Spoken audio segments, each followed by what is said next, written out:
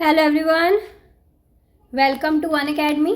सो आज की इस वीडियो में हम फंडामेंटल थ्योरम जो हमारे वेलफेयर इकोनॉमिक्स के उसके बारे में बात करने वाले हैं। ठीक है, देखिए this is a very very important topic for your net economics exam. अक्सर ही लर्नर्स बोलते हैं कि ma'am first fundamental second fundamental theorem जो है इससे एग्जाम में क्वेश्चन पूछा जाता है और कई बार उस क्वेश्चन का हल भी हम लोग नहीं कर पाते। ठीक है, तो आज हम इसी के बारे में डिस्कस करने वाले हैं। अगर आप नए आए हैं तो बता दूं कि मेरा पूरा कोर्स जो है पेपर 1 एंड पेपर 2 का अनअकैडमी पर अवेलेबल है। You can take subscription. My code is SIMMER10 SIMMER10। तो इस कोड का यूज़ करके आप अनअकैडमी से paper 1 and paper 2 single subscription में हासिल कर सकते हैं। सो लेट्स सी, जब मैं फर्स्ट फंडामेंटल थ्योरम की बात कर रही हूँ ना, इसमें ये रहता है, इसमें है कि Pareto opti general competitive equilibrium is Pareto optimal. Competitive equilibrium का मतलब होता है कि हम परफेक्ट कॉम्पिटिशन की बात कर रहे हैं। तो इसमें सिंपल फर्स्ट फंडामेंटल थ्योरम में ये कहा गया है कि जब एक इकोनॉमी परफेक्टली कॉम्पिटिटिव है, यानी कि उसमें परफेक्ट कॉम्पिटिशन है, तो उसमें पेरेटो ऑप्टिमिलिटी हासिल होगी। जैसे कि देखिए, आप सबको पता है कि जो पेरेटो ऑप्टिमिलिटी होती है उसमें marginal rate of transformation of x and y equal रहता है marginal rate of substitution of x and y के। यानी कि प्रोडक्शन एंड कंजम्पशन में एफिशिएंसी की हम बात करते हैं पेरेटो ऑप्टिमिलिटी में, ये चीज़ इक्वल। परफेक्ट कंपटीशन में भी marginal revenue is equal to marginal cost is equal to price रहता है ना। तो बेसिकली इस थ्योरम में कहा गया है कि जो एक परफेक्टली कॉम्पिटिटिव इकोनॉमी है वो पेरेटो ऑप्टिमिलिटी, ठीक है, उसमें पेरेटो ऑप्टिमल की कंडीशन, पेरेटो ऑप्टिमिलिटी की कंडीशन सेटिस्फाई होती है परफेक्टली कॉम्पिटिटिव फॉर्म में। This is a condition of Pareto optimality, जिसमें हम कंजम्पशन एंड प्रोडक्शन की बात करते हैं। तो एक कॉम्पिटिटिव इकोनॉमी में, कॉम्पिटिटिव इक्विलिब्रियम में ये पेरेटो ऑप्टिमिलिटी की कंडीशन सेटिस्फाई होती है। ठीक है, जैसे यहाँ पे उसने रिक्वायरमेंट्स लिखा हुआ है पेरेटो ऑप्टिमिलिटी। अब यह जो सेकेंड ऑर्डर कंडीशंस है ना, सेकेंड ऑर्डर कंडीशंस यानी कि फर्स्ट फंडामेंटल थ्योरम में ये कंडीशन होती है कि प्रोडक्शन और कंजम्पशन में एक्सटर्नलिटीज़ नहीं होगी। देखिए, जब भी हम परफेक्ट कंपटीशन पढ़ते हैं हम हमेशा पढ़ते हैं मार्जिनल रेवेन्यू मार्जिनल कॉस्ट के इक्वल है, यानी कि जो कॉस्ट एंड बेनिफिट्स है उसमें बिल्कुल भी डिवर्जेंसीज नहीं है। There is no divergence between cost and benefit. Pareto optimality में भी यही चीज़ होती है कि marginal rate of transformation substitution, मतलब कॉस्ट एंड बेनिफिट्स में कोई डिवर्जेंसीज नहीं है। एक्सटर्नलिटीज कब आती हैं? जब कॉस्ट एंड बेनिफिट्स में डिवर्जेंसीज होते हैं। If there is no divergence between cost and benefits, no externalities will exist. ठीक है, तो वैसे ही भी परफेक्ट कॉम्पिटिशन में एक्सटर्नलिटीज नहीं होती। ठीक है, तो फर्स्ट फंडामेंटल थ्योरम सिंपली से कि अगर एक इकोनॉमी कॉम्पिटिटिव है यानी कि उसमें परफेक्ट कॉम्पिटिशन है तो वो पेरेटो ऑप्टिमिलिटी की कंडीशन को सेटिस्फाई करेगी। ठीक है, अब जो आपका सेकंड फंडामेंटल थ्योरम है ना, ये मैं आपको दूसरी स्लाइड से पढ़ाऊंगी, जस्ट वेट। तो इसको मैं आपको बढ़ाती हूँ दूसरी स्लाइड से, जस्ट वेट। ये देखिए, जो हमारा फर्स्ट फंडामेंटल थ्योरम है, first fundamental theorem that refers only to the efficiency of the equilibrium but it says nothing whether the resources allocations are fair। अब अगर आपने मेरे से प्लस कोर्स पढ़ा है तो यू मस्ट नाउ, मैंने आपको एक परफेक्ट कंपटीशन की ड्रॉबैक बताई थी, लिमिटेशन बताई थी कि परफेक्ट कंपटीशन में ठीक है consumer surplus producer surplus maximum होता है, यानी कि एफिशिएंसी मैक्सिमम होती है, इकोनॉमिक एफिशिएंसी एलोकेटिव एफिशिएंसी उसमें मैक्सिमम होती है, यानी कि परफेक्ट कंपटीशन एफिशिएंसी को मैक्सिमम करता है। बट उसमें इक्विटी नहीं होती, इक्विटी नहीं होती, efficiency versus equity. Perfect competitive firm जो है इक्विटी उसमें नहीं होती, यानी कि ठीक है एफिशिएंसी है बट जो डिस्ट्रीब्यूशन है सोर्सेज की वो फेयर है, सबको इक्वली असेस है कि नहीं है, ये नहीं हमको पता। ठीक है, तो वही चीज़ है, फर्स्ट फंडामेंटल थ्योरम में एफिशिएंसी की बात की गई है बट उसमें इक्विटी की बात नहीं की गई। ठीक है, तो अब देखिए वो कहते हैं many potential allocation satisfy Pareto efficiency. The second welfare theorem shows that any efficient equilibrium is achievable through the operation of competitive markets with redistribution of individual endowments और वेल्थ। तो जो आपका सेकंड फंडामेंटल थ्योरम है ना, इसमें redistribution की बात आती है। इसमें कहा गया है कि ठीक है बहुत सारे हमारे पास ऐसी एलोकेशंस हो सकती हैं जो पेरेटो एफिशिएंसी को सेटिस्फाई करती हों, ठीक है, बट वी डोंट नो कि कौन सी एलोकेशन है जो इक्विटी को भी सेटिस्फाई करती है, इक्विटी वाली जो मैंने अभी बात बताई। तो वो कहता है कि जो इंडिविजुअल की एंडोमेंट्स रिसोर्सेज अगर उनको रीडिस्ट्रीब्यूट कर लिया जाए, ठीक है, मतलब इसमें रीडिस्ट्रीब्यूशन की बात की, इसमें कहा है कि कोई भी एफिशिएंट इक्विलिब्रियम जो है वो अचीवेबल हो सकता है।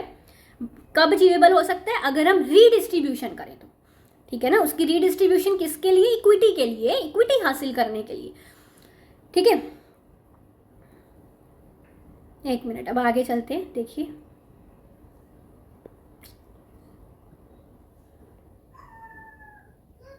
फॉर एग्जाम्पल समझिए, if certain individuals were unable to afford decent housing, the second welfare theorem would suggest that the appropriate corrective measures if someone desired it is to increase those individuals' income rather than to provide targeted housing subsidies or impose price controls। कहता है कि अगर कुछ individuals हैं वो decent housing लेने के लिए अनअफोर्डेबल हैं, ठीक है, तो सेकंड वेलफेयर थ्योरम कहता है कि उसके लिए इज टू इंक्रीज दो उन इंडिविजुअल्स की इनकम बढ़ाई जाए, ना कि उनको कोई सब्सिडीज या प्राइस कंट्रोल के थ्रू हाउसिंग अवेलेबल करवाया जाए। देखिए दो तरह से अब गवर्नमेंट काम कर सकती है। एक तो वो काम कर सकती है कि भाई जो बंदे अफोर्ड नहीं कर सकते उनके लिए सब्सिडी प्रोवाइड कर दो, बट सेकंड फंडामेंटल थ्योरम कहता है कि वो चीज़ में सब्सिडी या प्राइस कंट्रोल के थ्रू ये चीज़ नहीं होनी चाहिए। ये चीज़ होनी चाहिए किस तरह से, अगर उन इंडिविजुअल्स की इनकम को बढ़ा दिया जाए, इसको हम बोलेंगे रीडिस्ट्रीब्यूशन। यही रीडिस्ट्रीब्यूशन का कंसेप्ट इसमें आया, अमीरों के हाथ से छीन के गरीबों, ठीक है। तो अगर वो इनकम की रीडिस्ट्रीब्यूशन हो सके, अगर ऐसे इंडिविजुअल्स जो अनएबल है किसी चीज़ को लेने के लिए, रीडिस्ट्रीब्यूशन के थ्रू उनकी इनकम को इंक्रीज कर दिया जाए तो वो अफोर्डेबल हो जाएंगे। बेसिकली जो आपका सेकंड फंडामेंटल थ्योरम है उसमें इक्विटी की बात इसलिए कही गई है। अब यहाँ पे इक्विटी का मतलब समझे ना, एक जो सोसाइटी है उसमें एफिशिएंसी है, ठीक है, एफिशिएंसी मैक्सिमम, बट हमको नहीं पता कि वो जो एफिशिएंसी मैक्सिमम है क्या वो इक्वल डिस्ट्रीब्यूशन को रिप्रेजेंट कर रही है सोसाइटी में, रिच एंड पुअर की इक्वल डिस्ट्रीब्यूशन को। हमको नहीं पता, ऐसा भी हो सकता है कई लोग बहुत अमीर है, कोई लोग बहुत गरीब है ना। तो बेसिकली अब सेकंड फंडामेंटल थ्योरम में इसी रीडिस्ट्रीब्यूशन की बात कही गई है। उसने कहा है कि अगर अमीरों के हाथ से छीन के गरीबों के हाथ में दे दिया जाए, यानी कि इनकम की रीडिस्ट्रीब्यूशन हो जाए, तो उससे वो बंदा जो अनएबल है डिसेंट हाउसिंग के लिए वो अफोर्डेबल हो जाएगा, रेथर देन कि उसको सब्सिडी या प्राइस कंट्रोल, मतलब हाउस का प्राइस कम कर दो, फ्री में हाउस प्रोवाइड कर दो, ऐसा करने की बजाय अगर रीडिस्ट्रीब्यूशन के थ्रू, मतलब कि उसकी इनकम बढ़ाई जाए किसी तरीके से, तो वो एबल हो जाएगा। इसी इक्विटी की बात इसमें की गई है। बात समझ गए? Such policy would not work to correct any market failure, rather it would work. चलो ये चीज़ है। अब ये आपका फर्स्ट फंडामेंटल थ्योरम, यहाँ से अब ये देखिए ये मेरी बुक में दिया गया था। सेकंड फंडामेंटल थ्योरम की ये डेफिनेशन, अब यहाँ से ये डेफिनेशन आपको समझ आ जाएगी क्योंकि कंसेप्ट समझ आ गया।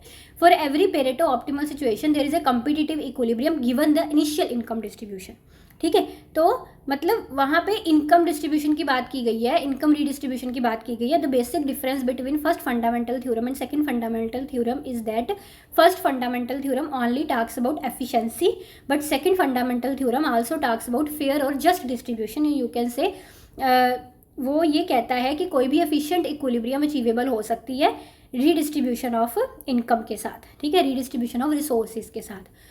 तो ये अब मैं आपको बताती हूँ, आपका ना एनवायरमेंटल इकोनॉमिक्स की एक थिरवाल की बुक है, थिरवाल करके, मैंने उसमें से ये कंसेप्ट लिया है। जो आपका इस बार एग्जाम में weak sustainability and strong sustainability का कंसेप्ट आया था ना, वो भी इसी बुक से आपको आया था, थिरवाल की बुक से, ठीक है। तो आप अपने मतलब रेफरेंस के लिए थिरवाल की बुक को फॉलो कर सकते हैं, एनवायरमेंटल इकोनॉमिक्स की, ठीक है। तो एक दो और जैसे आपका पीक्विन टैक्स से अगर कोई क्वेश्चन, कार्बन टैक्स से अगर आपको कोई आया हो, वो भी उस बुक में बड़े अच्छे से कंसेप्ट एक्सप्लेन किया। आप में से जो भी बच्चे सेल्फ स्टडी कर रहे हैं ना, एनवायरमेंटल इकोनॉमिक्स की थिरवाल की बुक फॉलो कर सकता है। और जो बच्चे मेरे से प्लस में पढ़ रहे हैं उनको मैं एनवायरमेंटल इकोनॉमिक्स उसी बुक से करवाने वाली हूँ, थिरवाल की बुक से, ठीक है। तो उनको अलग से पढ़ने की जरूरत नहीं है, बाकी लर्नर्स जो है वो अलग से पढ़ सकते हैं, फाइन। तो ये जो कंसेप्ट है ये सिर्फ माइक्रो का ही नहीं है, ये एनवायरमेंटल इकोनॉमिक्स का भी कहा जाता है ये कंसेप्ट। तो इसके अलावा आप और कौन कौन से कंसेप्ट्स पर ऐसे शॉर्ट सा वीडियो चाहते हैं मुझे ज़रूर बताइएगा, I will surely make a video. और आपको बता दूं कि दिसंबर वाले एग्ज़ाम के लिए अभी प्लस पर मेरा पब्लिक इकोनॉमिक्स का कोर्स जो है वो चल रहा है, ठीक है। अगले महीने में हम growth development and money and banking शुरू करने वाले हैं, और उससे अगले महीने में फिर हम एनवायरमेंटल करेंगे एंड माइक्रो मैक्रो करेंगे, इंडियन इकोनॉमी करेंगे। दिसंबर से पहले नवंबर के एंड तक आपका सारा कोर्स कंप्लीट हो जाएगा, ठीक है। So you can join me at plus पे आप मुझे ज्वाइन कर सकते हैं, कोड है मेरा SIMAR SIMAR10, ठीक है।